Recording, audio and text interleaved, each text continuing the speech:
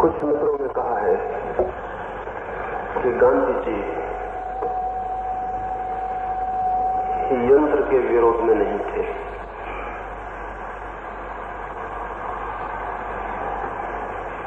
और मैंने कल सांझ को कहा कि गांधी जी यंत्र, केंद्रीकरण, विकसित तकनीक के विरोध में थे। गांधी जी की 1918 से लेकर 1948 तक की चिंतना को हम देखेंगे तो उसमें बहुत फर्क होता हुआ मालूम पड़ता है। वे बहुत सजग ऑब्जर्वर थे। वे रोज रोज जो उन्हें गलत दिखाई पड़ता उसे छोड़ते, जो ठीक दिखाई पड़ता उसे स्वीकार करते। धीरे धीरे उनका यंत्र विरोध कम हुआ था,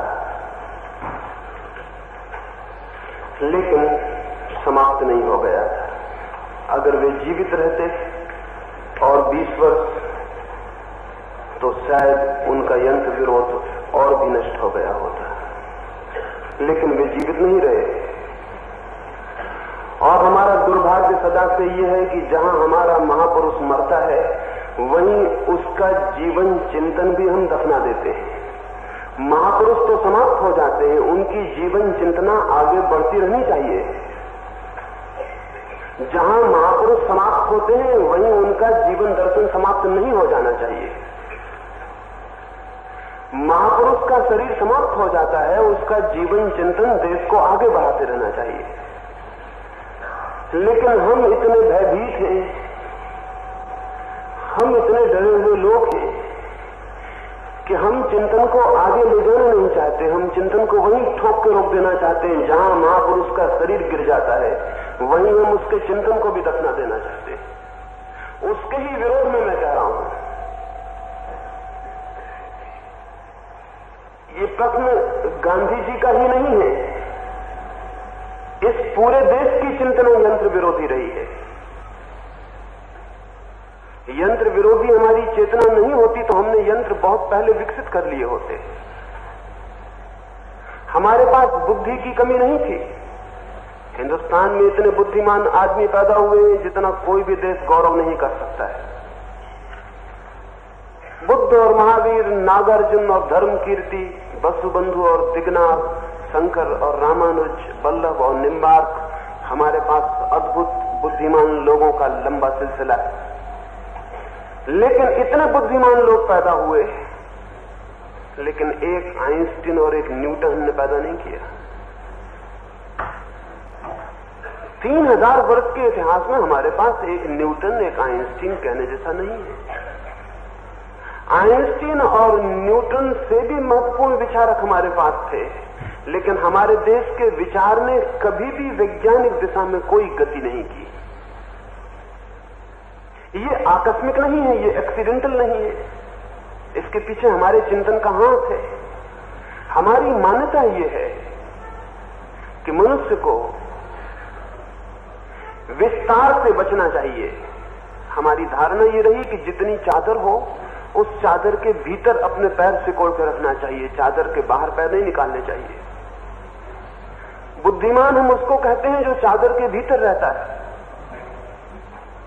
चादर के भीतर हम कितने ही सिकुड़ के रहें, हम रोज बड़े होते जाते हैं और चादर रोज छोटी होती चली जाती है। जीना एक पीड़ा और कठिनाई हो जाती है, लेकिन चादर के बाहर पैर नहीं फैलाने हैं। जीवन का नियम है विस्तार, और हमने संकोच के नियम को आधार बनाया हुआ है। जो समाज विस्तार के सिद्धांत को स्वीकार किए हैं उन्होंने यंत्र को विकसित किया है, क्योंकि यंत्र है मनुष्य का विस्तार। हमारे पैर हैं, हम पैर से चलते हैं। पैर से हम कितने तेज चल सकते हैं? कार हमारे पैर का विस्तार है, हमने पैर के लिए और विस्तृत किया और कार तेज गति से दौड़ती है। हवाई जहाज हमारे पैर का और भी बड़ा विस्तार है। अंतरिक्ष यान हमारे ही पैर का और भी बड़ा विस्तार है। यंत्र का अर्थ क्या है? यंत्र का अर्थ है कि जो मनुष्य को उपलब्ध नहीं है उपकरण, उनका विस्तार, या जो उपकरण उपलब्ध है उनका विस्तार। अगर हम संतोष को स्वीकार करते हैं, संकोच को, कि जीवन जैसा है, जितना है उतने ही चादर के भीतर उसे जी लेना है, तो हम कोई यांत्रिक, वैज्ञानिक, टेक्नोलॉजिकल माइंड पैदा नहीं कर सकते। ये सवाल बहुत बड़ा नहीं है कि गांधी यंत्र के विरोध में है या पक्ष में है। चरखा भी यंत्र है। दलील तो दी जा सकती है कि तकली भी यंत्र है, यंत्र तो है ही। किसी दिन वे भी मशीन थी, आज भी मशीन तो है ही, छोटी है, अविकसित है, 10,000 वर्ष पुरानी है, इससे क्या फर्क पड़ता है, यंत्र तो है ही। नहीं, सवाल यंत्र के पक्ष और यंत्र के विरोध का नहीं है, सवाल टेक्नोलॉजिकल माइंड और एंटी टेक्नोलॉजिकल माइंड का है। सवाल है कि तकनीकी मस्तिष्क में हम विश्वास करते हैं या तकनीक विरोधी मस्तिष्क में हम विश्वास करते हैं। चीन ने कोई 3000 वर्ष पहले मशीनें ईजाद कर ली थी, लेकिन चीन में एक विचारक था लाओ त्से, उसका बड़ा प्रभाव था। लाओ त्से ने कहा कि यंत्रों की कोई जरूरत नहीं है, आदमी परिपूर्ण है, परमात्मा ने आदमी को पूरा पैदा किया है, उसे किसी चीज की कोई जरूरत नहीं है, वो अपने सारे अंगों से ही सारा काम कर सकता है। लाओ त्से के दर्शन का इतना प्रभाव पड़ा कि 3000 वर्ष पहले जो मशीनें चीन ने विकसित की थी वो वहीं रह गई, उनका आगे कोई गति नहीं हो सकी। उन्हीं मशीनों को यूरोप ने पिछले 300 वर्षों में विकसित किया और यूरोप ने धन के अंबार लगा दिए। चीन ने अगर 3000 वर्ष पहले वे मशीनें विकसित की होती तो चीन शायद आज पृथ्वी पर सभ्यता में अग्रणी हो सकता था, लेकिन लाओ त्से के विचार प्रभाव के परिणाम में यंत्र वहीं ठहर गए और रुक गए। हिंदुस्तान बैलगाड़ी पे चल रहा है हजारों साल से। वो जो बैलगाड़ी के चाक का नियम है वही हवाई जहाज का भी नियम है, उसमें कोई बुनियादी फर्क नहीं पड़ गया है, उसका ही विस्तार है, लेकिन हम बैलगाड़ी पर ही रुक गए। हमारा मस्तिष्क यंत्र के विस्तार की कामना से भरा हुआ नहीं है। और गांधी जी ने जब फिर हमें विकेंद्रीकरण, और विकेंद्रीकरण का क्या मतलब होता है, डिसेंट्रलाइजेशन का मतलब क्या होता है, विकेंद्रीकरण का मतलब होता है कि छोटे यंत्र, बड़े यंत्र नहीं, क्योंकि जितने बड़े यंत्र होंगे उतना केंद्रीकरण होगा, जितना बड़ा केंद्रीकरण होगा उतने बड़े यंत्रों का हम प्रयोग कर सकते हैं। जितनी विकेंद्रित व्यवस्था होगी उतने छोटे यंत्र होंगे, एक एक आदमी जिनको चला सके, 2-4 आदमी मिलकर चला सके, छोटे छोटे गांव में चलाए जा सके। विकेंद्रीकरण का अर्थ होगा कि बहुत बड़े यंत्रों का प्रयोग नहीं हो सकता, और आने वाली जो दुनिया है वो बहुत बड़े यंत्रों पर निर्भर होगी। फिर मेरा ये कहना है कि ये सवाल अगर यंत्रों का ही होता तो मैं गांधी जी का विरोध भी ना करता। ये सवाल यंत्रों का ही नहीं, मनुष्य की चेतना के विकास का भी है। शायद आपको पता ना हो, हम जितने बड़े उत्पादन के यंत्रों का प्रयोग करते हैं, मनुष्य के मस्तिष्क की अभिव्यक्ति और विकास की संभावना उतनी ही बढ़ती। ये एकदम से आश्चर्यजनक मालूम पड़ेगा, लेकिन आपने कभी ख्याल किया कि एक बैलगाड़ी एक आदमी चलाता है जीवन भर? बैलगाड़ी चलाने में कोई बहुत बुद्धिमत्ता के लिए चुनौती नहीं मिलती, चुनौती का कोई सवाल नहीं है, कोई चैलेंज नहीं है वहां। लेकिन उसी आदमी को कल हवाई जहाज चलाना पड़े तो हवाई जहाज मस्तिष्क को ज्यादा चुनौती देता है, ज्यादा समझ, ज्यादा अवेयरनेस, ज्यादा होश, ज्यादा कॉन्शियसनेस रखनी पड़े, ज्यादा जटिल चीजों को समझना पड़ेगा, ज्यादा जटिल चीजों में व्यवहार करना पड़ेगा।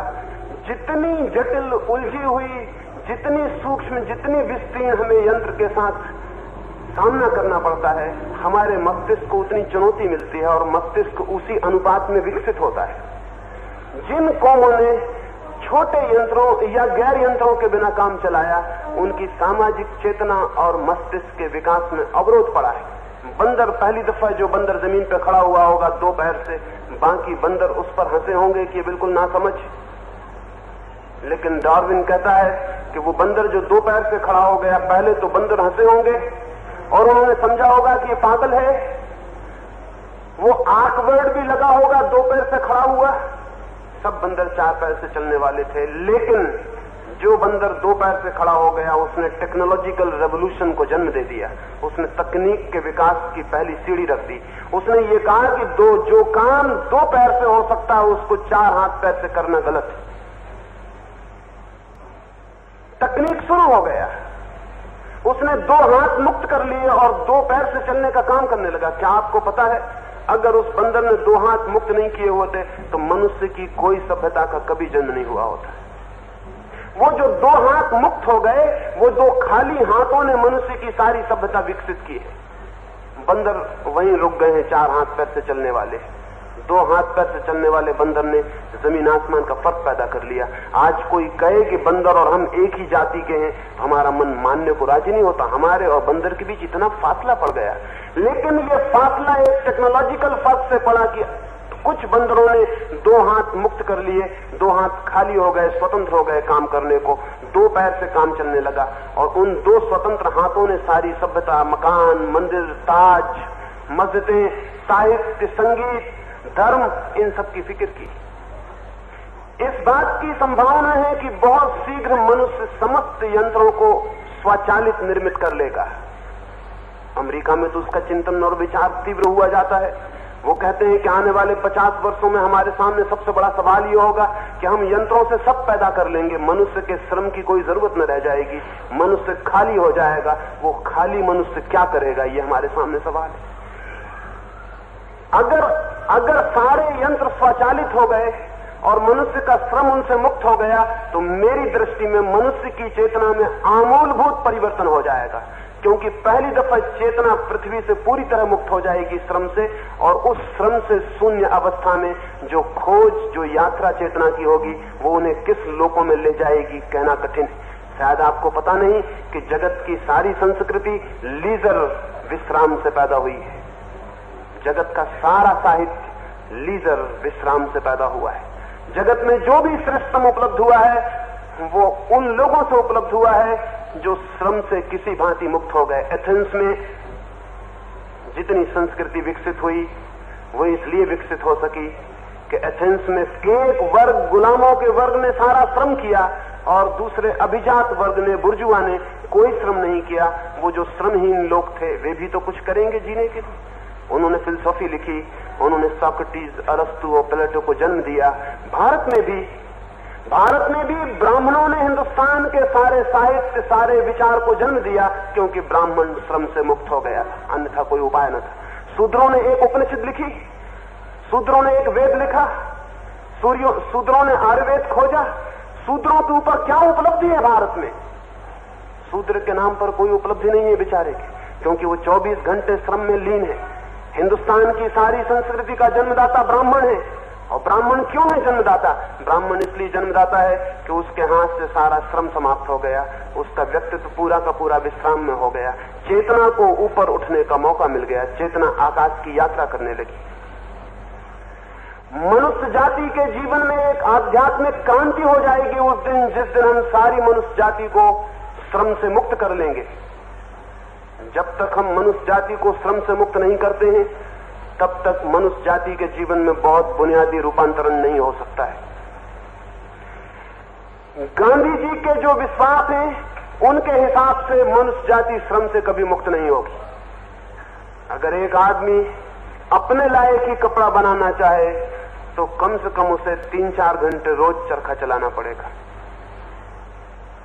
वर्ष भर में अपने लायक कपड़ा बनाना चाहे तो उसे 3-4 घंटे चरखा चला लेना पड़ेगा। अगर उसके ऊपर कोई निर्भर एक व्यक्ति है तो उसका 8 घंटे चरखा चलाने में व्यतीत हो जाने चाहिए। जो आदमी 8 घंटे चरखा चलाएगा सिर्फ कपड़ा बनाने के लिए, वो और भी कुछ करेगा या नहीं? और इतनी क्षुद्र चीजों में उसकी चेतना को उलझा देना क्या मनुष्य के भावी विकास के हित में हो सकता है?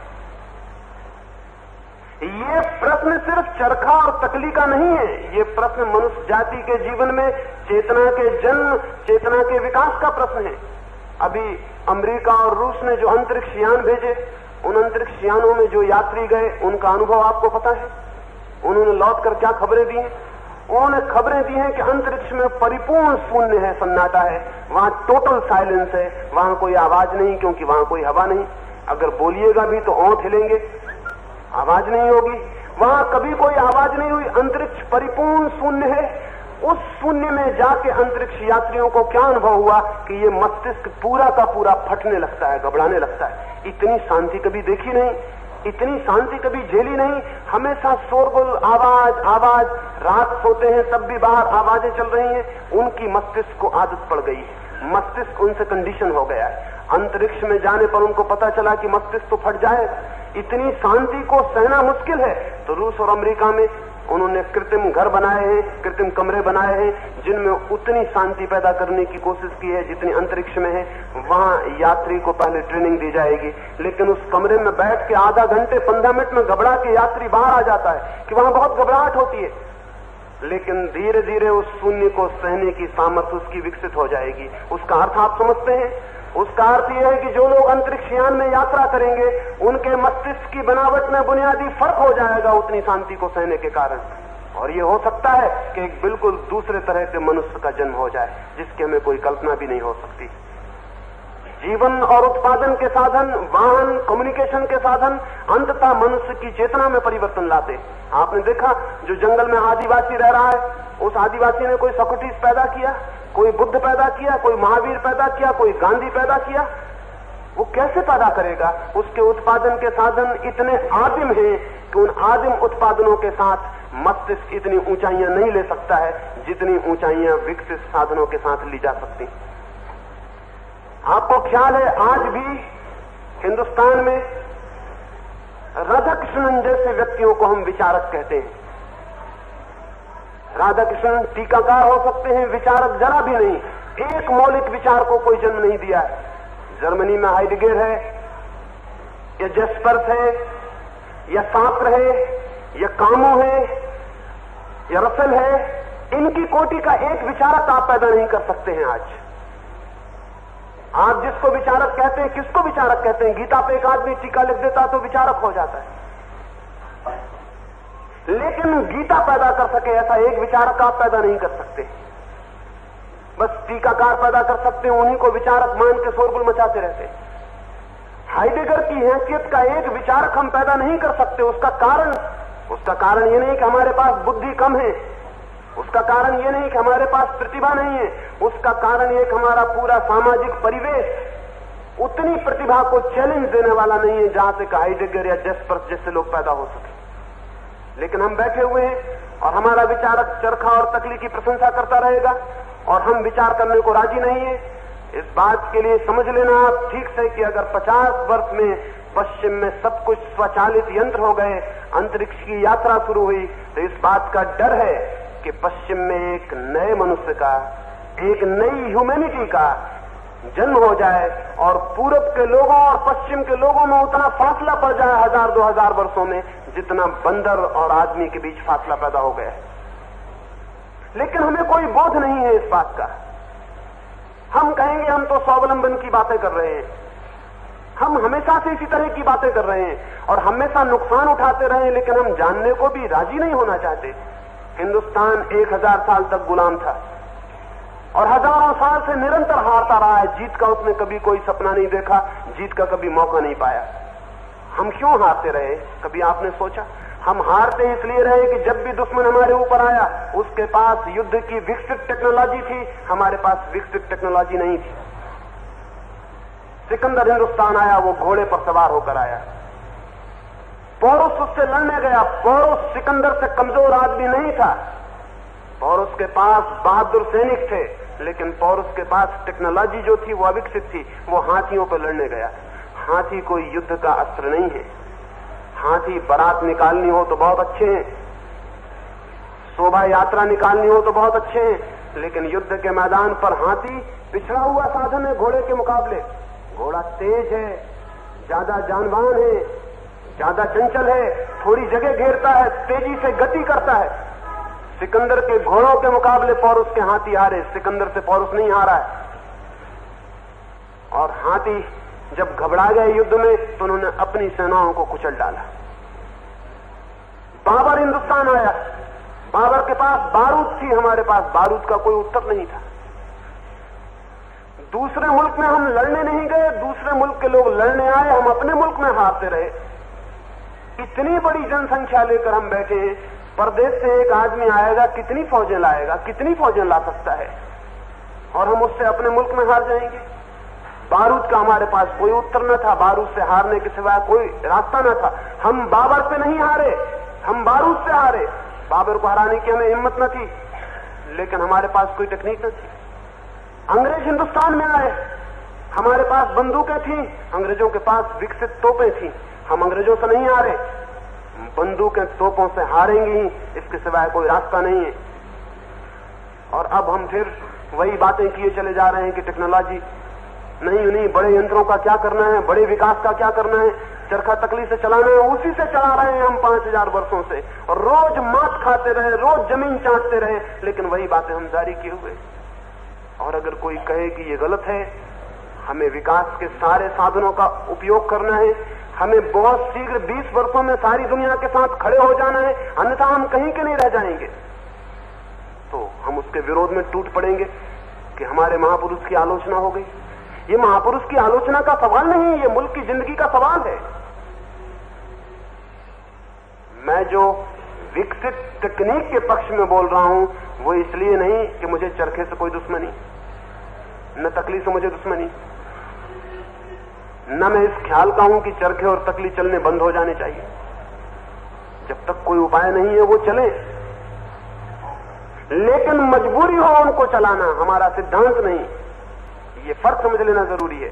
मजबूरी हो उनका चलाना हमारा सिद्धांत नहीं, व्यवस्था हो हमारी, हम मजबूर हैं इसलिए भी कुछ नहीं कर पा रहे हैं तो चला रहे हैं, लेकिन जैसे ही हमें मौका मिलेगा हम उनसे मुक्त हो जाएंगे, ये हमारी दृष्टि हो।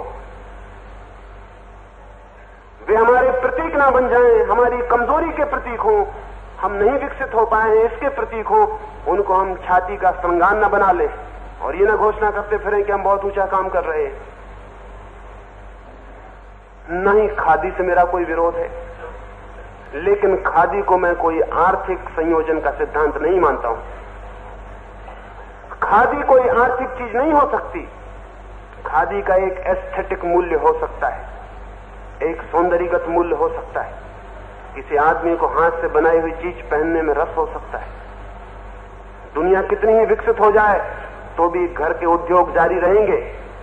दुनिया कितनी ही विकसित हो जाए, होटलों में कितना ही अच्छा खाना बनने लगे तो भी कोई गृहिणी अपने घर खाना बनाना पसंद करेगी। और ये भी हो सकता है कि घर बनाया हुआ खाना होटल से अच्छा न हो तो भी घर के खाने का आनंद अलग है, लेकिन उसका मूल्य एस्थेटिक है, उसका मूल्य आर्थिक नहीं है, उसका मूल्य वैज्ञानिक नहीं है। अगर मेरी मां मुझे कुछ खाना बना के खिलाती है, हो सकता है होटल के रसोइयों उससे बहुत बेहतर बनाते हो, लेकिन होटल के रसोइयों के खाने से मुझे मेरी मां का खाना अच्छा लगेगा। लेकिन मैं ये कभी नहीं कहूंगा कि ये डाइटिशियन के हिसाब से ज्यादा बेहतर खाना है। मैं इतना ही कहूंगा ये मेरी मां है और मेरा एक प्रेम है और एक लगाव है, इसलिए मुझे अच्छा लग रहा है। इसका संबंध फीलिंग से हुआ, डाइट के साइंस से नहीं। लेकिन जब मैं ये घोषणा करने लगूं कि मां के हाथ का बनाया हुआ खाना डाइट की दृष्टि से भोजन शास्त्र की दृष्टि से ऊंचा होता है, तो फिर मैं गड़बड़ में पड़ गया, तो फिर मैं कठिनाई में पड़ गया। खादी एक एस्थेटिक मूल्य रखती है। जिन्हें प्रीतिकर हो वो खादी पहन सकते हैं, जिन्हें प्रीतिकर हो वो चरखा चला सकते हैं, किसी पर रुकावट डालने की कोई जरूरत नहीं है। लेकिन खादी को आर्थिक संयोजना का, इकोनॉमिक प्लानिंग का हिस्सा नहीं समझा जा सकता और खादी को आर्थिक सिद्धांत नहीं माना जा सकता। मैं खुद खादी पहनता हूं, मुझे खुद दूसरे कपड़े की बजाय खादी ज्यादा पोएटिक, ज्यादा काव्यात्मक मालूम पड़ती। मुझे खुद खादी में ज्यादा पवित्रता, ज्यादा स्वच्छता, ज्यादा सफेदी मालूम पड़ती है। लेकिन ये मेरी पसंद हुई व्यक्तिगत, ये हॉबी हो सकती है, ये अपना सुख हो सकता है और हॉबी के लिए महंगे से महंगा खर्च करना पड़ता है। सो खादी काफी महंगा हॉबी है, काफी महंगी हॉबी है। जो धोती 10 रुपए में मिल सकती है मिल की, वो खादी की 50 रुपए में मिलेगी और वो 50 में भी सिर्फ इसलिए मिलती है कि कर चुकाने वालों से 15 रुपए लेकर खादी पहनने वालों को चुकाए जा रहे हैं। 65 रुपए की चीज 50 रुपए में पड़ती है, पहनने वाले को 15 रुपए सरकार दे रही। ये हैरानी की बात है। जिसको शौक हो वो 65, 70, 80 खर्च करे, लेकिन जो खादी नहीं पहनता है उससे 15 रुपए उसकी जेब में से निकालकर मुझे खादी पहनाई जाए, ये समझ के बाहर, इसका कोई अर्थ नहीं। ये खतरनाक बात है। लेकिन हम विचार करने को राजी होने को राजी नहीं है, हम सोचने को ही राजी नहीं है। इससे क्या पता चलता है? सोचने से इतना भयभीत होने का मतलब क्या होता है?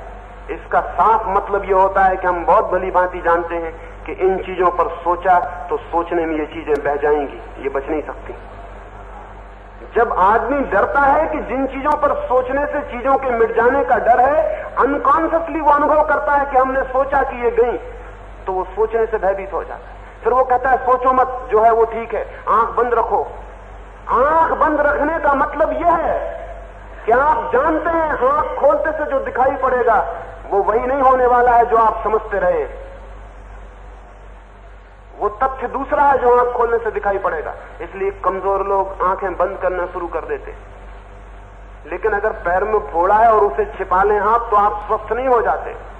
और अगर कोई कहे कि जरा आपका कपड़ा उठाइए, आप कहें कि क्यों कपड़ा उठाऊं, क्यों तुमने मेरी कपड़ा उठाने की बात की, तो उससे भी आप स्वस्थ नहीं हो जाते। बल्कि आपकी ये घबराहट बताती है कि कपड़े के पीछे कुछ आप छिपाए हैं जिसे आप जानते भी हैं और नहीं भी जानना चाहते, जिसे आप पहचानते भी हैं लेकिन पहचानना भी नहीं चाहते हैं, मुकरना चाहते हैं, पीठ फेर लाना चाहते हैं। जब भी कोई कौम विचार करने से डरने लगती है तो समझ लेना उस कौम ने कुछ बेवकूफियां पाल रखी हैं जिनकी वजह से वो विचार करने से डरती। सत्य कभी भी विचार करने से भयभीत नहीं होता है, असत्य हमेशा विचार करने से भयभीत होता है।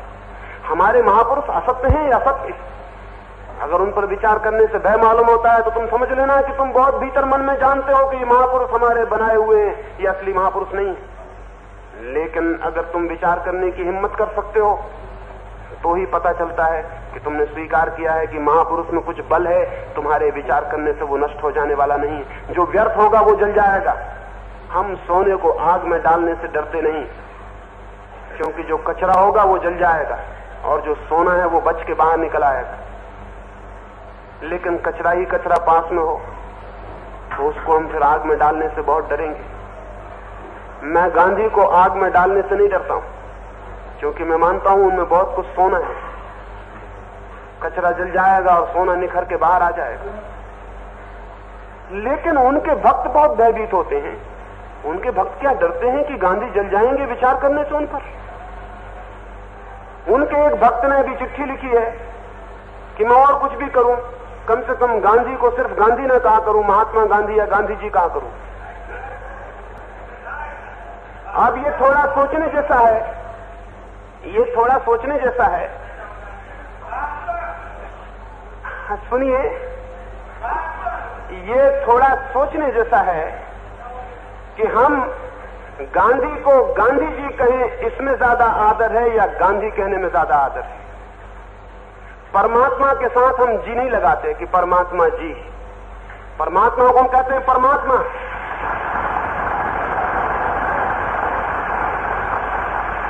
परमात्मा को हम कहते हैं तू। आप आएंगे तो मैं आपसे कहूंगा आप। परमात्मा से कभी किसी ने आप कहा है? परमात्मा से हम कहते हैं तू। हे परमात्मा तू। तू अनादर नहीं है, तू अनादर नहीं है और ना गांधी अनादर है। इतना प्रेम है मेरे मन में कि जी लगाने से मुझे नहीं लगता कि गांधी की इज्जत बढ़ती है। छोटे मोटे लोगों के साथ जी लगाने से इज्जत बढ़ती होगी, गांधी के साथ जी लगाने से इज्जत कम होती है।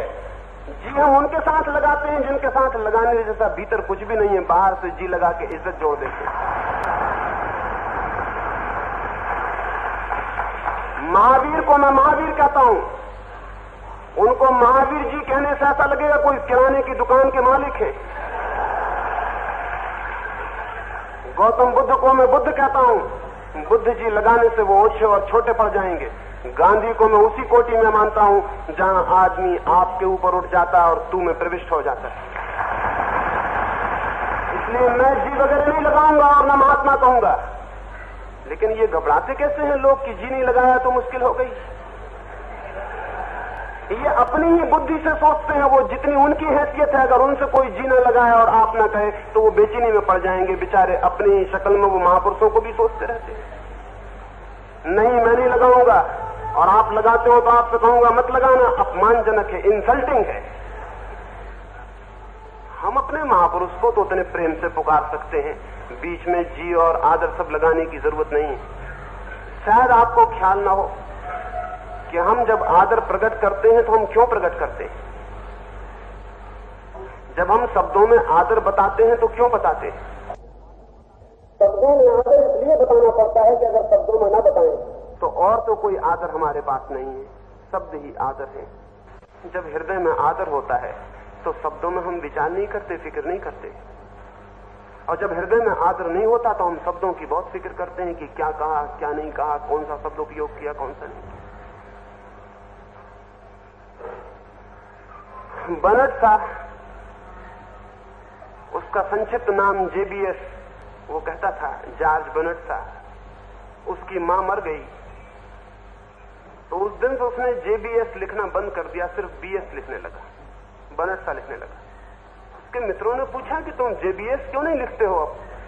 उसने कहा कि सिर्फ मेरी एक मां थी जिसका मेरे ऊपर इतना प्रेम था जो मुझे जॉर्ज कहती थी, वो चली गई दुनिया से। अब इतना प्रेम मेरे ऊपर किसी का भी नहीं है कि कोई मुझे जॉर्ज कहे, वो सब मुझे बर्नार्ड शॉ कहते हैं। बर्नार्ड शॉ उतना प्यारा नाम नहीं है। मेरी मां उठ गई दुनिया से, उसका इतना प्रेम था कि वो मुझसे जॉर्ज कहती थी, वो जॉर्ज मैंने अलग कर दिया, अब कोई भी उसे मुझे बुलाएगा नहीं, कोई भी मुझे जॉर्ज कहकर नहीं कहेगा। बर्नार्ड शॉ ने कहा कि मेरे मां के मरने से मैं पहली दफा बूढ़ा हो गया हूं। मेरी मां जिंदा थी तो मैं बूढ़ा नहीं था, मुझे लगता था कि मैं भी बच्चा हूं क्योंकि मुझे जॉर्ज कह के बुलाती थी, इतना प्रेम था उसका। अब मैं बूढ़ा हो गया, अब मेरी मौत करीब आने लगी, अब मुझे लगता है कि अब इतना प्रेम कोई भी मुझे नहीं करता है। प्रेम के अपने रास्ते हैं, श्रद्धा के अपने रास्ते हैं, लेकिन जो ना प्रेम जानते हैं ना श्रद्धा जानते हैं, सिर्फ थोथा शिष्टाचार जानते हैं, उनको बेचारों को प्रेम और श्रद्धा के रास्तों का कोई भी पता नहीं हो पाता। वे शिष्टाचार को ही सब कुछ समझते हैं। शिष्टाचार उनके बीच होता है जिनके बीच प्रेम नहीं है, जिनके बीच प्रेम है उनके बीच शिष्टाचार समाप्त हो जाता है। महापुरुष हम उसे कहते हैं जिसके साथ समाज का शिष्टाचार समाप्त हो गया है, उससे हम सीधी सीधी बात कर सकते हैं। इसलिए मैं क्षमा नहीं मांगूंगा कि गांधी जी को गांधी जी नहीं कहता या महात्मा नहीं लगाता, नहीं, कभी नहीं लगाऊंगा, लगाने की कोई जरूरत नहीं। कुछ मित्रों ने पूछा है कि गांधी जी ने, गांधी के विचार ने देश को आजादी दिलाई। मैं मना नहीं करता, ये भी मैं मना नहीं करता कि उन्होंने देश के लिए कितना काम किया। शायद इस देश के पूरे इतिहास में किसी एक मनुष्य ने देश के लिए इतना काम नहीं किया है। लेकिन इसका यह अर्थ नहीं है, इसका यह अर्थ नहीं है कि हम उनके प्रति अंधे हो जाएं। वे भी पसंद नहीं करेंगे कि हम उनके प्रति अंधे हो जाएं। वे भी पसंद नहीं करेंगे कि हम उनके प्रति सोचना विचारना बंद कर दें।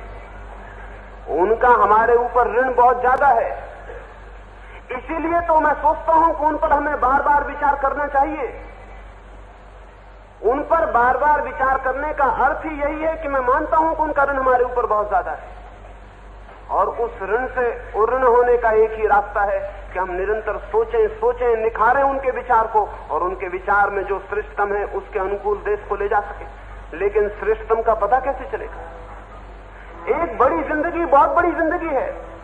जिंदगी में हजारों लाखों घटनाएं होती हैं। उन लाखों घटनाओं में चुनना पड़ता है कि क्या है श्रेष्ठ, क्या है भविष्य के योग, क्या व्यर्थ हो गया, क्या अप्रासंगिक हो गया, क्या समय के बाहर हो गया, ये सब सोचना पड़ता है। महापुरुष भी 50 वर्ष, 60 वर्ष, 70 वर्ष जीता है तो 70 वर्ष में हजारों घटनाएं घटती हैं। वे सारी की सारी घटनाएं देश के भविष्य के लिए उपयोगी नहीं होती, नहीं हो सकती हैं। उनमें से क्या है छांट लेना है। लेकिन हम ऐसे अंधे लोग हैं कि जब हम किसी को महापुरुष कहते हैं तो उसके सब कुछ को महापुरुष मान लेते हैं। इससे बड़ी भूल पैदा हो सकती है, इससे बड़ी बुनियादी भूल पैदा हो सकती है। महापुरुष जो करता है, महापुरुष जिस समय में जीता है, जिस सामयिक प्रसंगों पर चुनौती झेलता है, उसमें से बहुत सा उसी दिन व्यर्थ हो जाता है, उसमें से बहुत सा बाद में व्यर्थ हो जाता है। शाश्वत बहुत थोड़ा रह जाता है, अधिकतम तो कंटेम्पररी प्रॉब्लम होता है, इटर्नल प्रॉब्लम तो बहुत कम होता है। और गांधी के जीवन में बुद्ध या महावीर की बजाय कंटेम्पररी प्रॉब्लम ज्यादा है। महावीर और बुद्ध की बात में सनातन प्रश्न ज्यादा है, क्योंकि उन्होंने समाज और जीवन के रोजमर्रा के प्रश्नों को छुआ ही नहीं। गांधी ने जीवन और समाज के रोजमर्रा के प्रश्नों को छुआ है। गांधी के व्यक्तित्व और विचार में, गांधी के कर्म में और जीवन में 90% सामयिक है, 10% सनातन है। वो सामयिक से हमको छुटकारा करना होगा और सनातन की खोज करनी पड़ेगी। लिखा नहीं है कि क्या सनातन है और क्या सामयिक है, खोज करनी पड़ेगी, सोच करना पड़ेगा, विचार करना पड़ेगा, साठ छांट करनी पड़ेगी। जो गांधी व्यतीत हो गए, अतीत हो गए, उन्हें हटा देना होगा। जो गांधी आगे भी सार्थक होंगे, कल भी साथ होंगे, उनको बचा लेना होगा। अंततः निखरते निखरते वही सूत्र शेष रह जाएंगे जो सनातन है, जिनका समय से कोई संबंध नहीं, जिनका मनुष्य के शाश्वत जीवन से संबंध है। तब हम गांधी को निखार पाएंगे। लेकिन भक्त अंधा होता है, वादी अंधा होता है। वो कहता है कि हम पूरा स्वीकार करेंगे या पूरा अस्वीकार करेंगे। वो दो बातें मानता है, या तो पूरा स्वीकार करेंगे या पूरा अस्वीकार करेंगे। जीवन में इस तरह हां और ना में उत्तर नहीं होते। जीवन में कुछ स्वीकृत होती है, कुछ अस्वीकृति होती है। जीवन कोई इकट्ठा और हां और ना नहीं है कि हमने कह दिया हां या हमने कह दिया ना। भक्त कहता है कि या तो हम कहेंगे ना, कहेंगे कि नहीं मानते गांधी को, या कहेंगे कि मानते हैं तो पूरा मानते। ये दोनों ही दृष्टियां गलत हैं, अंधी दृष्टियां हैं। सोचना होगा, अपने विवेक से खोजना होगा, देखना होगा, परखना होगा, जांच करनी होगी, प्रयोग करने होंगे, और तब जो विवेक के अनुकूल बसता जाएगा वही शाश्वत होता चला जाएगा, शेष समय की परिधि में खोता चला जाएगा। खो ही जाना चाहिए, समय के साथ ही वो खो जाना चाहिए जिसे समय ने पैदा किया था। लेकिन हम अपने पागलपन में उसको बचा के रखना चाहते हैं। उससे हमारे महापुरुष को फायदा नहीं होता, नुकसान होता है। क्योंकि महापुरुष रोज रोज नया नहीं हो पाता, ताजा नहीं हो पाता, बासा पड़ जाता है, पुराना पड़ जाता है। वो जो बासा पड़ जाता है उसे काट देने की जरूरत है, ताकि नया ताजा रोज निखर के बाहर आता चला जाए। और जिसे हमने प्रेम किया हो, जिसे हमने श्रद्धा दी हो, वो हमारे लिए सनातन साथी बन सके। लेकिन हम जिस तरह से व्यवहार करते हैं, इस तरह से ये नहीं हो सकता है। मैं नहीं कहता हूं कि गांधी का हमारे ऊपर कोई ऋण नहीं है। कोई पागल होगा जो ऐसा कहेगा। ऋण उनका महान है, लेकिन उस ऋण के कारण इतने मत दब जाना कि गांधी का जो सामयिक तत्व है वो हमें सत्य जैसा मालूम पड़ने लगे। वो उचित नहीं है। किसी मित्र ने पूछा है कि आप तो गांधी जितने बड़े नहीं हैं, तो आप उनकी आलोचना क्यों करते हैं? अभी तक कोई तराजू कहीं दुनिया में नहीं है कि तौला जा सके कि कौन बड़ा है और कौन छोटा है। कोई तराजू दुनिया में आज तक विकसित नहीं हुआ कि हम तौल सकें कौन बड़ा है कौन छोटा है। सच बात तो यह है, एक एक आदमी अपने अपने जैसा है। कंपैरिजन की कोई संभावना नहीं है, कोई उपाय नहीं, कोई तुलना नहीं। गांधी की किसी से तुलना नहीं हो सकती, आपकी भी किसी से तुलना नहीं हो सकती। एक साधारण से साधारण आदमी भी अनूठा और अद्वितीय है, न किसी से छोटा है न किसी से बड़ा।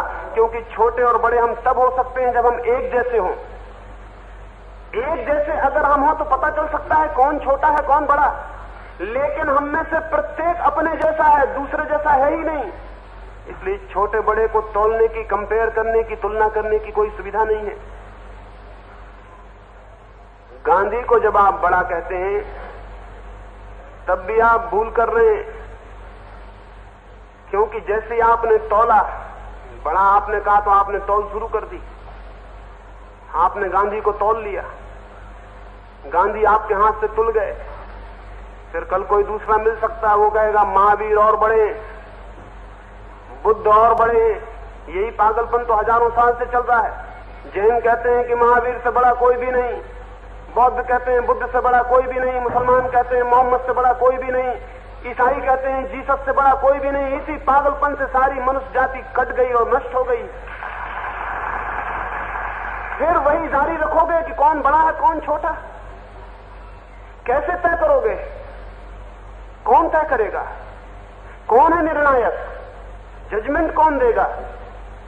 जजमेंट आप दोगे?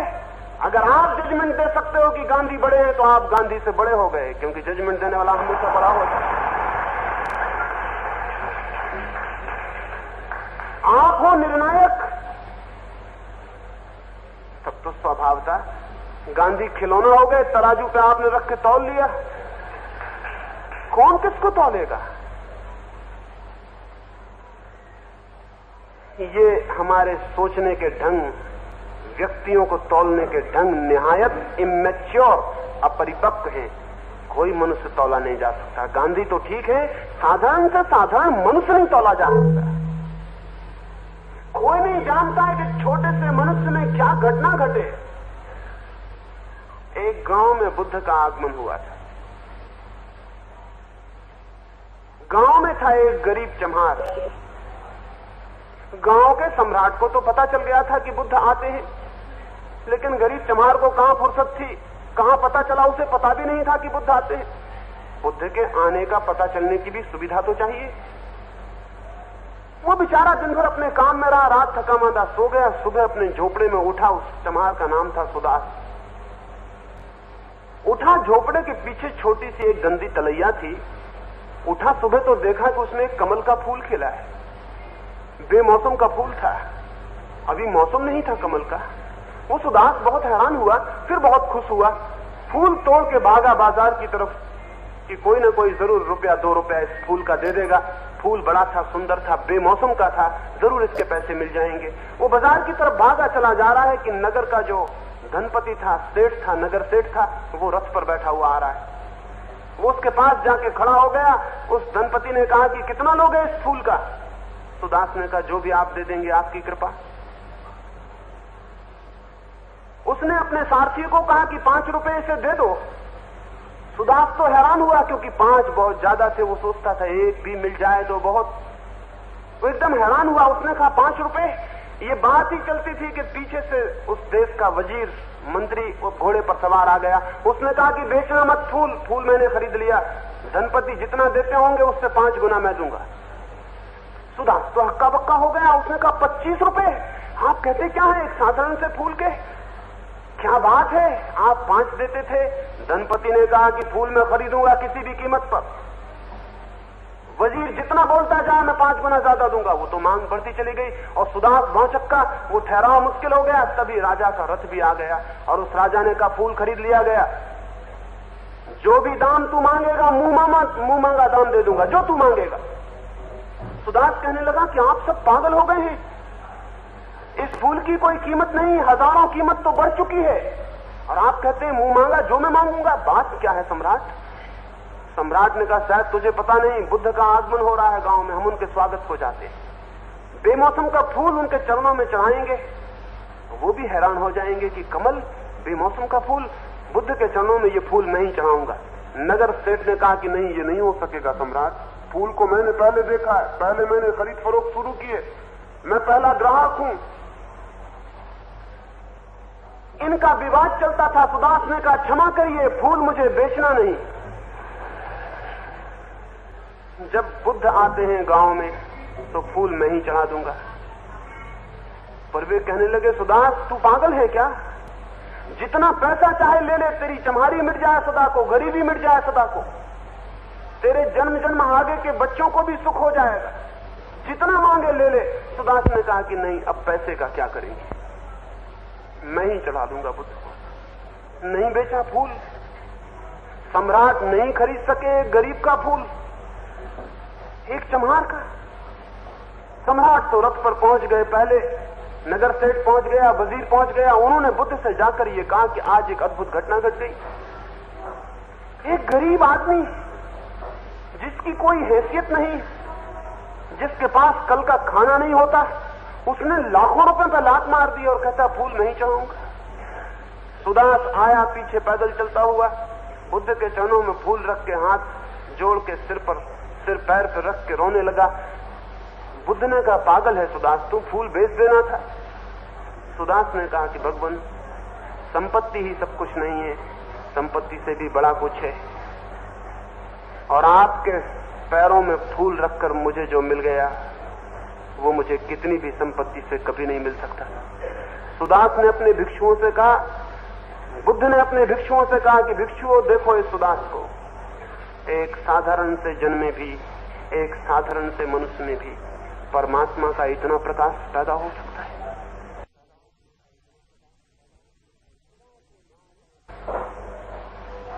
सुदास है गांव का एक चमार, एक दीनहीन, लेकिन इतने प्रेम की संभावना इस सुदास में, इतने प्रेम की संभावना, इतने श्रद्धा की संभावना इस सुदास में। बुद्ध कहने लगे कि मैं घूमता हूं वर्षों से गांव गांव, कितने कितने लोग मिले, नहीं सुदास तू अद्वितीय है, तेरे जैसा बस तू ही है। कौन कहेगा कौन है बड़ा, कौन है छोटा?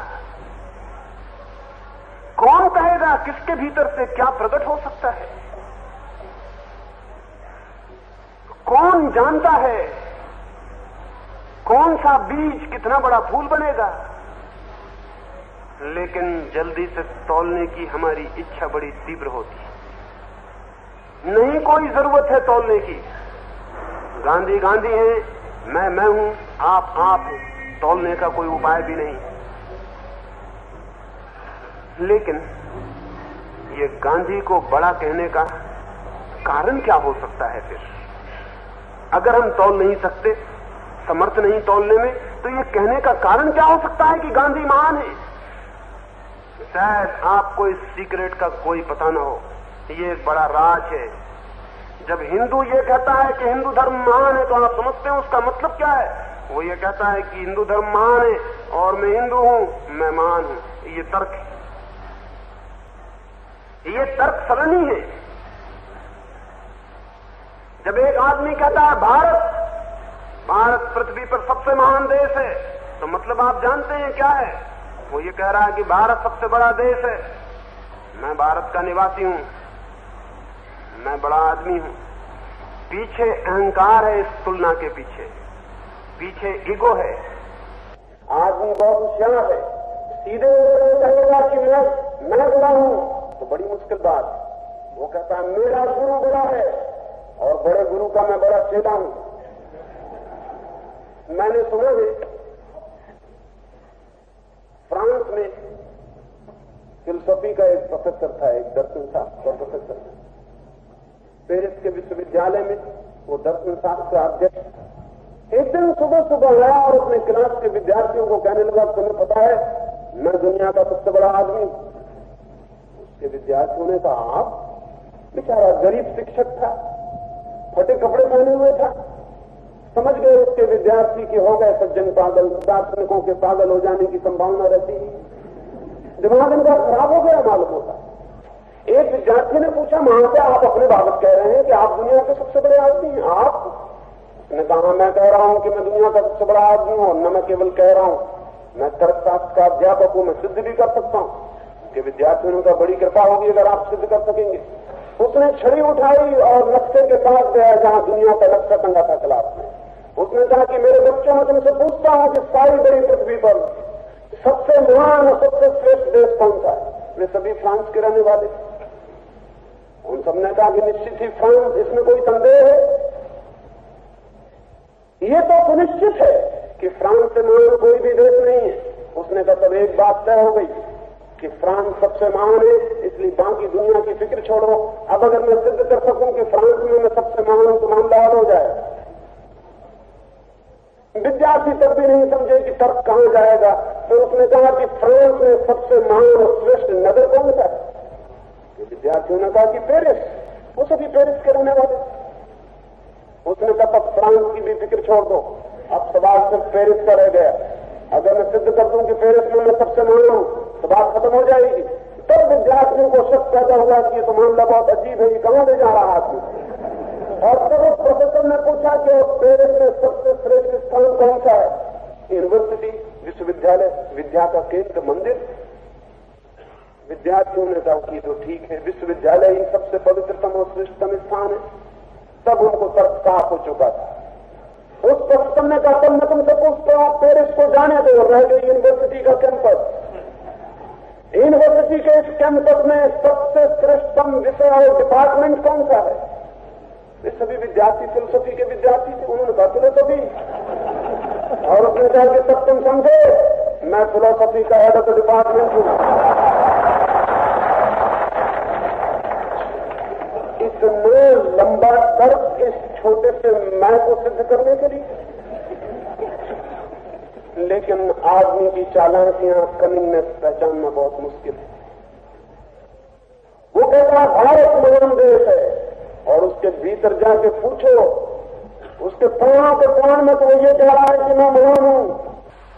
बर्नर्ड शॉ ने एक बार अमेरिका के दौरे में ये कहा कि ये गैलीलियो, ये कोपरनिकस, ये वैज्ञानिक सब गलत कहते हैं, सूरज ही पृथ्वी का चक्कर लगाता है, पृथ्वी सूरज का चक्कर नहीं लगाती। अब इस 20वीं सदी में कोई ये बातें करेगा तो पागल समझा जाए। बनसा को लोगों ने पूछा आप क्या कह रहे हैं? 300 साल पहले लोग ऐसा जरूर मानते थे कि सूरज पृथ्वी का चक्कर लगाता है, लेकिन अब तो ये सिद्ध हो चुका है कि पृथ्वी सूरज का चक्कर लगाती है। आपके पास दलील क्या है जो आप कहते हैं कोपर्निकस, गैलीलियो सब गलत? बनटसाने का दलील साफ है, जिस पृथ्वी पर बनटता रहता है वो पृथ्वी किसी का चक्कर कभी नहीं लगाता। उसने हमारे अहंकार पर बड़ा गहरा मजाक कर दिया। ने कह दिया कि सूरज ये लगाता होगा चक्कर क्योंकि मैं बनटता इस पृथ्वी पर रहता हूं, मेरे रहने की वजह से ये पृथ्वी किसी का चक्कर लगा सकती है? असंभव। यही है सेंटर वर्ल्ड का, यही पृथ्वी सारे जगत का केंद्र है, सारा जगत इसका चक्कर लगाता है। पृथ्वी का केंद्र मैं हूं, जॉर्ज बनटसा। हर आदमी का तर्क यही है। भारतीय कहता है भारत महान है, चीनी कहता है चीनी महान है, तुर्की कहता है तुर्क महान है। मामला क्या है? हिंदू कहता है हिंदू महान है, मुसलमान कहता है मुसलमान महान है, जैन कहता है महावीर महान है, ईसाई कहता है जीसस महान है। मामला क्या है? मार्क्सिस्ट कहता है मार्क्स महान है, गांधीवादी कहता है गांधी महान है। मामला क्या है? न गांधी से किसी को मतलब, न मार्क्स से किसी को मतलब, न महावीर से किसी को मतलब, न भारत से किसी को मतलब, न चीन से किसी को मतलब। मतलब उस मैं से है कि मैं जहां हूं, जिस केंद्र पर, उस केंद्र से संबंधित सब महान है क्योंकि मैं महान हूं। नहीं, गांधी को नहीं तौलते हैं आप, न महावीर को, न बुद्ध को। तरकीब से अपने को तौल रहे हैं और अपने को केंद्र पर खड़ा कर रहे हैं। ये तरकीबें बड़ी अधार्मिक हैं, ये तरकीबें बड़ी अपवित्र हैं, लेकिन इनका हमें होश भी नहीं आता। बर्ट्रैंड रसल ने एक किताब लिखी और किताब में उसने ये बात लिखी भूमिका में कि मेरी किताब को पढ़ने वाले आप जो सज्जन हैं, अपने रीडर को, अपने पाठक को उद्बोधन किया कि मेरे प्रिय पाठक, आप जिस देश में पैदा हुए हैं उस देश से महान कोई भी देश नहीं। उसको कई मुल्कों से पत्र पहुंचे, क्योंकि बर्ट्रैंड रसल की किताबें सारी दुनिया में पढ़ी जाती। उसने भूमिका में लिखा कि मेरे प्रिय पाठक, आप जिस देश में पैदा हुए हैं उस देश से महान कोई भी देश नहीं है। कई मुल्कों से पत्र पहुंचे उसके पास। पोलैंड से एक स्त्री ने लिखा कि तुम पहले आदमी हो जिसने पोलैंड की महानता को स्वीकार किया है। जर्मनी से किसी ने लिखा कि शाबाश, तुमने स्वीकार कर लिया कि जर्मनी महान है, क्योंकि उसने तो मजाक किया था। वो मजाक कोई भी नहीं समझे, वो समझे कि हमारे मुल्क की प्रशंसा की जा रही। हमारे मुल्क की प्रशंसा नहीं, हमारी प्रशंसा, मेरी प्रशंसा। और जो आपको भय मालूम पड़ता है कि गांधी की आलोचना मत करो, बुद्ध की आलोचना मत करो, मोहम्मद की आलोचना मत करो, नहीं दंगा हो जाएगा, वो आपका मोहम्मद, बुद्ध और गांधी के प्रति प्रेम नहीं, उनकी आलोचना से आपके अहंकार को ठेस पहुंचती है। उसकी वजह से आप पीड़ित और परेशान हो उठते। ये योग्य नहीं है, ये हितकर नहीं है, ये कल्याणदायी नहीं है, इससे मंगल सिद्ध नहीं होता। मैंने ये जो कुछ बातें कही, एक मित्र मेरे पास आए, उन्होंने कहा कि मैं काका कालेलकर के पास गया था तो काका कालेलकर ने कहा, मेरे बाबत कहा कि अभी उनकी उम्र कम है इसलिए गड़बड़ बातें कह देते हैं, जब उम्र बढ़ जाएगी तो बिल्कुल ठीक बातें कहने लगेंगे। वो मित्र मेरे पास खबर लेके आए कि काका कालेलकर ने ऐसा कहा है। मैंने उनसे कहा काका कालेलकर से कहना कि जब शंकराचार्य ने 33 वर्ष की उम्र में बुद्ध का खंडन और आलोचना की तो लोगों ने कहा इसकी उम्र कम है, उम्र बड़ी हो जाएगी तो सब ठीक हो जाएगा। जब जीसस ने 30 वर्ष की उम्र में यहूदियों की आलोचना की तो यहूदियों ने कहा ये पागल छोकरा है, आवारा है, इसकी उम्र अभी कम है, उम्र बढ़ जाएगी तो सब ठीक हो जाएगा। जब विवेकानंद ने 33-34 वर्ष की उम्र में वेदांत की व्याख्या की तो वेदांत के बूढ़े गुरुओं ने कहा अभी ना समझ है, अभी कुछ समझता नहीं, उम्र कम है। ये उम्र की दलील बड़ी पुरानी है, लेकिन उम्र कम होने से न कोई गलत होता और न उम्र ज्यादा होने से कोई सही होता है। उम्र से बुद्धिमत्ता का कोई भी संबंध नहीं है। काका कालेलकर ये कह रहे हैं कि अगर जीसस क्राइस्ट 80 साल तक जीते तो ज्यादा बुद्धिमान हो जाते हैं। वे ये कह रहे हैं कि जीसस क्राइस्ट 33 साल की उम्र के थे, इसलिए मंदिर में घुस गए और मंदिर में ब्याज खाने वाली दुकानों के तख्ते उलट दिए और कोड़ा उठा के उन्होंने पुरोहितों को मार के मंदिर के बाहर निकाल दिया। अगर जीसस ज्यादा उम्र के होते तो इस तरह की नासमझी कभी नहीं कर सकते थे। काका कालेलकर उनकी जगह होते तो इस तरह की नासमझी वो कभी भी नहीं करते, उनकी उम्र ज्यादा है। लेकिन उम्र ज्यादा होने से बुद्धिमत्ता नहीं बढ़ जाती है, उम्र ज्यादा होने से सिर्फ चालाकी और कनिंगनेस बढ़ जाती है। मैं भी जानता हूं, मैंने गांधी की आलोचना की, उसी दिन सुबह 2 मित्रों ने मुझे आके कहा कि आप ये बात ही मत करिए, अन्यथा गुजरात की सरकार नारगोल में 600 एकड़ जमीन देती है, वो बिल्कुल बंद कर देगी। बिल्कुल नहीं देगी, अभी बात मत करिए, पहले जमीन मिल जाने दीजिए, फिर जो आपको कहना हो कहना। वो कहने लगे आपकी उम्र अभी कम है, आपको पता नहीं जमीन खो जाएगी। मैंने उनसे कहा भगवान करे मेरी उम्र इतनी ही नासमझी की बनी रहे ताकि सत्य मुझे संपत्ति से हमेशा मूल्यवान मालूम पड़े। वो जमीन जाए जाने दें, मुझे जो ठीक लगता है मुझे कहने दें, भगवान न करे इतना चालाक मैं हो जाऊं कि संपत्ति सत्य से ज्यादा मूल्यवान मालूम पड़ने लगे। मुझे भी दिखाई पड़ता है, काका कालेलकर को ही दिखाई पड़ता है ऐसा नहीं, मुझे भी दिखाई पड़ता है कि गांधी की आलोचना करके गाली खाने के सिवाय और क्या मिलेगा। अंधा नहीं हूं, इतनी उम्र तो कम से कम है कि इतना दिखाई पड़ सकता है कि गाली मिलेगी। लेकिन कुछ लोग अगर समाज में गाली खाने की हिम्मत न जुटा पाए तो समाज का विचार कभी भी विकसित नहीं होता है। कुछ लोगों को यह हिम्मत जुटानी ही चाहिए कि वो गाली खाएं। प्रशंसा प्राप्त करना बहुत आसान है, गाली खाने की हिम्मत जुटानी बहुत कठिन है। श्री देवर भाई ने मुझे उत्तर देते हुए किसी मीटिंग में भी कहा है कि मैं गांधी जी को समझ नहीं सका हूं, इसलिए ऐसी बातें कर रहा हूं। मेरा उनसे निवेदन है कि प्रशंसा तो बिना समझे भी की जा सकती है, आलोचना करने के लिए बहुत समझना जरूरी होता है। प्रशंसा तो कुत्ते भी पूंछ हिला के जाहिर कर देते हैं, उसके लिए कोई बहुत बुद्धिमत्ता की आवश्यकता नहीं है। लेकिन आलोचना के लिए सोचना जरूरी है, विचार करना जरूरी है, हिम्मत जुटानी जरूरी है और अपने को दांव पे लगाना भी जरूरी है। अब गांधी से मेरा झगड़ा क्या हो सकता है? गांधी से झगड़ के मुझे फायदा क्या हो सकता है? कोई भी तो फायदा नहीं हो सकता, नुकसान हो सकता है। अखबार मेरी खबर नहीं छापेंगे, गांव में मेरी सभा होनी मुश्किल हो जाएगी, अहिंसक लोग पत्थर फेंक सकते हैं, ये सब हो सकता है। इससे मुझे क्या फायदा हो जाएगा? लेकिन मुझे लगता है कि चाहे कितना ही नुकसान हो, जो हमें सत्य दिखाई पड़ता हो उसे हमें कहना ही चाहिए। जो हमें ठीक मालूम पड़ता हो, चाहे उसके लिए कितना ही हानि उठानी पड़े, वो हमें कहना ही चाहिए। इस दुनिया को वे ही थोड़े से लोग आगे विकसित किए हैं जिन्होंने समाज की मान्य परंपराओं की आलोचना की है, जिन्होंने समाज के बंधे हुए पक्षपातों को तोड़ने की हिम्मत की है, जिन्होंने समाज से विद्रोह किया है, वे ही थोड़े से लोग इस जीवन और जगत को विकसित कर पाए हैं। जगत को उन्होंने विकसित नहीं किया जिन्होंने अंधश्रद्धा में अंधी हां भर दी है, जगत को विकास उन्होंने किया है जिन्होंने किसी तरह का विद्रोह किया है।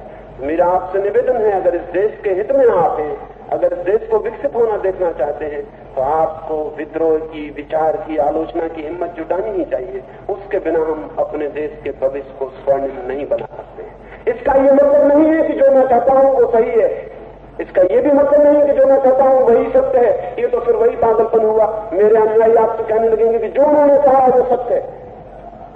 पहली तो बात, मेरा कोई अनुयायी नहीं है, क्योंकि अनुयायी जुटाने का, सर्कस करने का मुझे कोई भी रस और कोई भी सुख नहीं। वो सर्कस मुझे पसंद ही नहीं। मेरा कोई अनुयायी नहीं, मेरे मित्र हैं। लेकिन अगर मुझे पत्र पहुंचे कई मित्रों के कि हमको आपके अनुयायी और आपने हमको बड़ा धक्का पहुंचा दिया, मैंने कहा तुम अनुयायी बने इससे धक्का पहुंचा, अनुयायी नहीं बनते तो धक्का नहीं पहुंचता। अनुयायी बने क्यों? तुमसे कहा किसने कि तुम मेरे अनुयायी बन जाओ? मैं अकेला काफी हूं। मेरी बात विचार करने के लिए है, मेरी बात आलोचना करने के लिए। आप खूब आलोचना करना मेरी बात का, उसका खंडन करना, उसका विरोध करना, उससे विचार करना, सारी तोड़ फोड़ के बाद अगर कोई बात मजबूरी में आपको ठीक दिखाई पड़े तो मानना, ऐसे मत मान लेना, जल्दी मत मान लेना। जल्दी मानने की कोई जरूरत नहीं है। मैं देश के विचार को गति देना चाहता हूं, देश के विश्वास को नहीं। और देश का विचार गतिमान हो जाए तो वो गांधी की भी आलोचना करेगा, वो मेरी भी आलोचना करेगा, वो किसी की भी आलोचना करेगा। लेकिन ये जो लोग देश के विश्वास को तय करना चाहते हैं, वो कहते हैं गांधी की भी आलोचना मत करो। मेरे भी हित में यही है कि मैं गांधी की आलोचना न करूं तो मैं भी आलोचना किए जाने से बच सकता हूं। लेकिन आलोचना से बचने की इच्छा ही कमजोरी और कायरता का लक्षण। मेरी बातों को इतने प्रेम से सुना, उसके लिए बहुत बहुत धन्यवाद। अंत में सबके भीतर बैठे परमात्मा को प्रणाम करता हूं। मेरे प्रणाम स्वीकार करें। Please join us on Telegram for next part of Osho's full audiobook. It's totally free. Please join us on Telegram for more Osho's full audiobook. It's totally free.